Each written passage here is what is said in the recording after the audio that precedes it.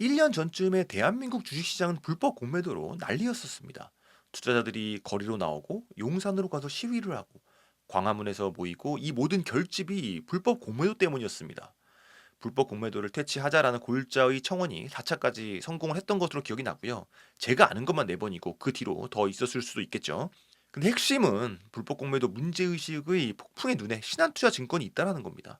애초에 불법 공매도 문제의식의 시작점이 2차 전지주에 대한 무분별한 공매도였었는데 그 당시에는 에코프로나 포스코홀딩스 등의 주가가 공매도의 영향으로 비정상적으로 하락하고 또 얼마 뒤에는 쇼스퀴즈가 나와서 비정상적으로 급등을 하는 마치 미국의 게임스탑 사태와 같은 그 세력과 투자자들 간의 갈등의 양상이었고 신한투자증권이 공매도 부동의 1위였기 때문에 무차입 공매도 의혹이 있었던 겁니다. 그래서 2023년 기사를 보면 동학개미들이 신한투자증권을 조사해 달라는 강력한 요구가 끊이질 않는 상황이었고 내용은 해외 IB들이 신한증권 창구를 이용해서 불법 공매도를 치고 있으니 의혹에 대해서 실태를 밝히라는 것이었고요. 더 과거로 거슬러 올라가 보면 2022년 기사에도 신한금융투자 시절에도 신한금융투자에서 신한투자증권으로 이름이 바뀌었죠. 근데 2022년에는 신한금융투자 이름을 쓸 때였었습니다. 그때도 공매도 꼬리표는 늘 따라다녔다라는 것을 확인할 수가 있고요. 이런 맥락에서 신한투자증권이 불법 공매도의 전초기지가 아닌가라는 합리적인 의심이 존재했었던 것이 바로 맥락입니다.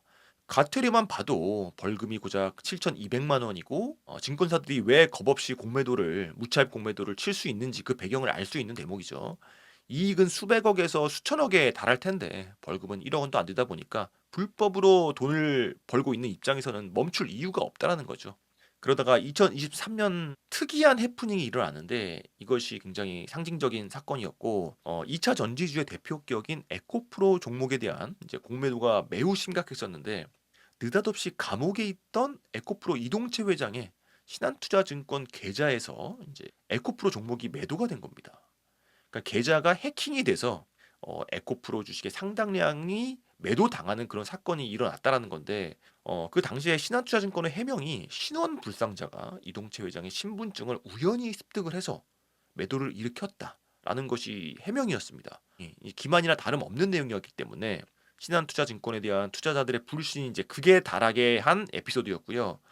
이거 말고도 수많은 사건 사고를 주도한 증권사가 바로 신한투자증권이고 불법 공매도 제도 개선이 한창인 지금 이 순간에도 여전히 신한투자증권에 대한 불신이 남아서 촉각이 곤두서 있는 상황에서 충격적인 사건이 터져버렸고 오늘 방송은 그 사건을 해석해 보도록 하겠습니다.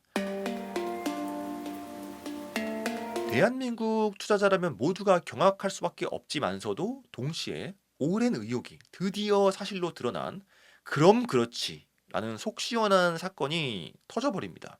신한투자증권 1,300억 원 규모 ETF LP 운용 손실로 구설.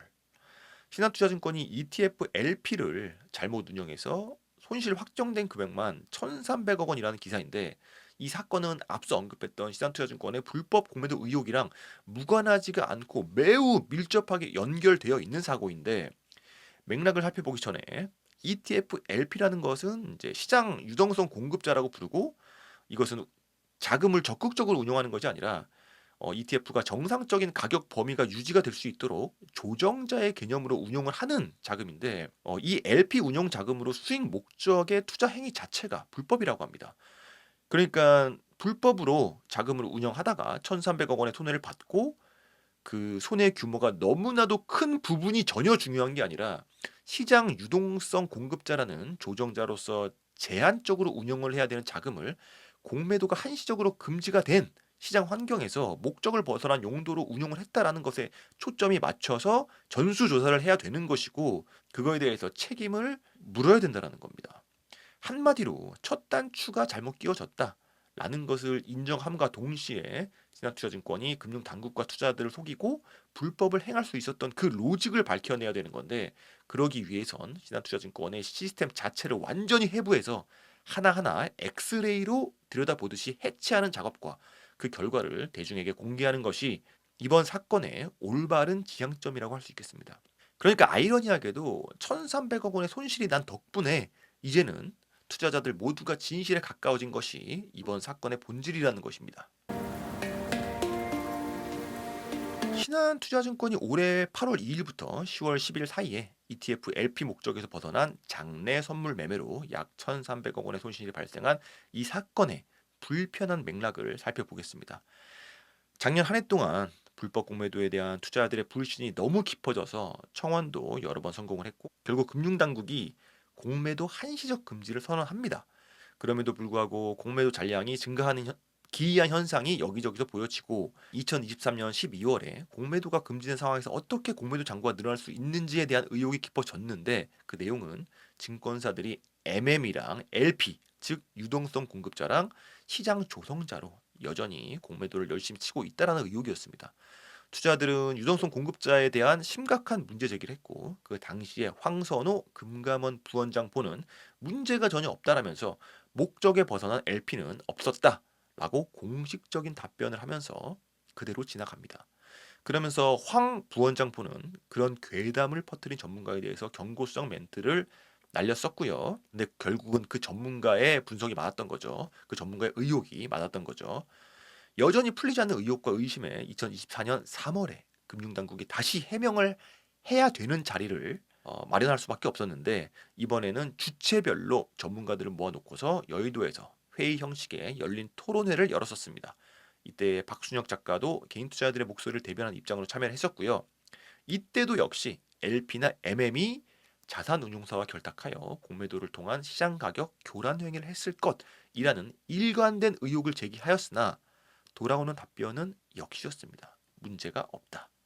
LP가 ETF 유동성을 공급하는 과정에서 발생하는 차입 공매도는 투자자 매도에 대응하기 위해 수동적으로 하는 해지일 뿐 시장 가격 하락에 베팅하는 공매도와는 다르다라면서 시장이 급변동할 때 LP는 ETF 실제 가치와 주가 간 괴리를 줄이기 위해 호가를 제시하고 이를 해지해야 된다. 그래서 공매도 금지 예외로 인정을 받은 것이라면서 그간 LP의 불법 행위가 적발되지는 않았으나 모니터링을 더 강화해 나가겠다라고 피상적인 대답을 하였는데 이번에도 역시 황선호 금감원 부원장 포가 개인 투자들이 품은 의구심을 받아쳐 버렸다는 거죠. 이복현 금감 원장도 역시 조사를 해보겠다라고 말하였고 그 뒤로 3개월 뒤에 조사 내용을 발표합니다. 목적 범위에 벗어난 LP는 없었던 것으로 확인이 되었다. 이때가 올해 2024년 6월 달이었습니다. 그리고 두 달 뒤인 8월에 신한투자증권에서 1,300억 원 손실 사건이 터진 것이고 숨기고 숨기다가 결국 두 달 뒤인 10월 달에 이번 달에 대대적으로 보도가 되어서 국민들에게 소식이 전달이 된 겁니다. 개인 투자자들이 지속적으로 의심을 했던 부분이고 또 금감원 차원에서의 공개 회의까지 두 차례나 열었던 내용이기 때문에 한국 금융이 얼마나 심각한지 현주소를 알 수 있는 부분이었고 결국 문제는 신한투자증권이 맞았던 겁니다. 유동성 공급자 역할을 하는 부서에서 목적에서 벗어난 장내 선물 매매가 있었으며 1,300억 원대 손실이 일어난 것은 의혹에서 이제 팩트로 확인이 된 겁니다. 더욱 황당한 것은 이 사건이 터지고 나서 다른 증권사들도 입장을 냈는데 증권사들이 한다는 말이 증권사마다 LP에 대한 각기 다른 기준이 있어서 문제될 것이 없다. 라면서 신한투자증권을 옹호하는 입장이었고요. 결국 증권사들은 다 한 배를 타고 있다라는 것을 확인시켜준 계기였던 것이고요. 결국 금감원은 증권사 26곳, 자산운용사 45곳을 상대로 전수조사에 들어간다라고 합니다. 근데 이제는 믿음이 전혀 가지 않죠. 이 정도까지 왔으면은 믿는 게 더 이상한 거죠. 그래서 현재로서는 아무도 답을 모르고 또 해법을 모르지만 어쨌든 환부는 드러난 것이고 신한투자증권이 금감원 몰래 불법 행위를 한 것인지 애초부터 금감원까지 모두 한통속이며 눈을 감고 있었던 것인지 아직은 알 수가 없습니다. 금감원도 속은 거라면 금감원은 당장 진지하게 전수조사랑 강도 높은 처벌을 보여줘야만 되는 것이고 그럼에도 불구하고 애초부터 관리 감독이 부실했던 부분은 그 신뢰가 회복될 수는 없는 것이다. 만약에 후자일 경우로 즉 금융당국과 증권사들이 한통속이며 범죄에 대해서 인지를 하고 있었음에도 방관을 했던 거라면 금융감독기관에 대한 신뢰 자체가 완전히 무너지는 건데 제발 후자는 아니길 바랍니다. 그러나 큰 기대는 되지 않는다.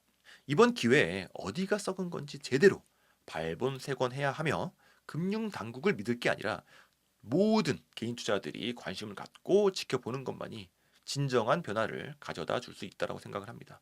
오늘 방송 여기까지고요. 도움이 되셨다면 구독과 좋아요 부탁드립니다. 감사합니다.